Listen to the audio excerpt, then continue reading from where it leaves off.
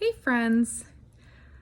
So this last Sunday at church, we were reading in the book of James. Actually, we're on a series in James this summer called Life Hacks.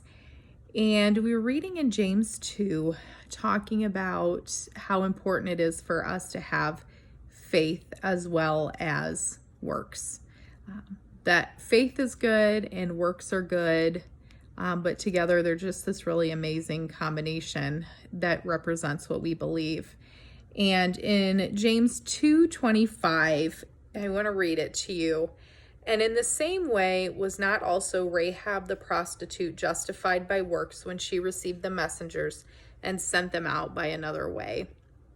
If you grew up in Sunday school, you may remember hearing about Rahab. You probably remember hearing about Joshua and the Battle of Jericho. Joshua was the commander of the Israelites, and he marched for 7 days. He marched around the city of Jericho, and on the seventh day they marched 7 times and the walls came down and the Israelites took over Jericho. Well, before they ever marched around the city, Joshua sent 2 spies in, and those 2 spies evaded being captured by the king because a woman named Rahab hid them. Not only did she hide them, but when the king's men came looking for those spies, she sent them away in the opposite direction and then sent the spies going the other way so that they wouldn't be captured, and they weren't. And what Rahab asked of these men was that they would remember her to their God. And they did.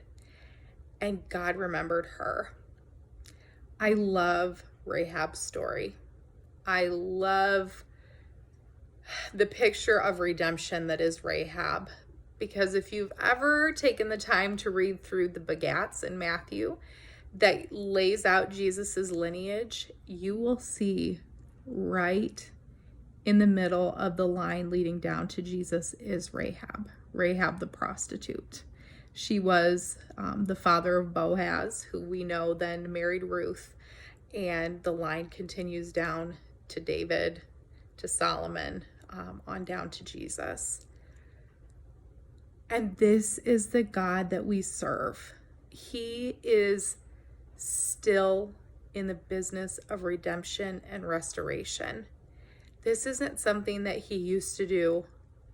It's something that he's still doing. We serve a God who took a woman who was a prostitute and used her for this incredible act, not only to help save 2 men, that in and of itself would have been enough, but he went on and placed her right in the direct heritage of our Savior. Friends, there are some of you that are being haunted by your past.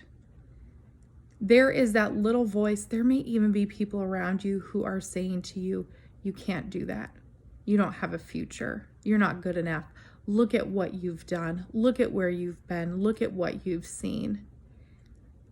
Friend, these are lies. They are lies from the enemy of your soul, because the one who created your soul has said, I can do anything with you that I want.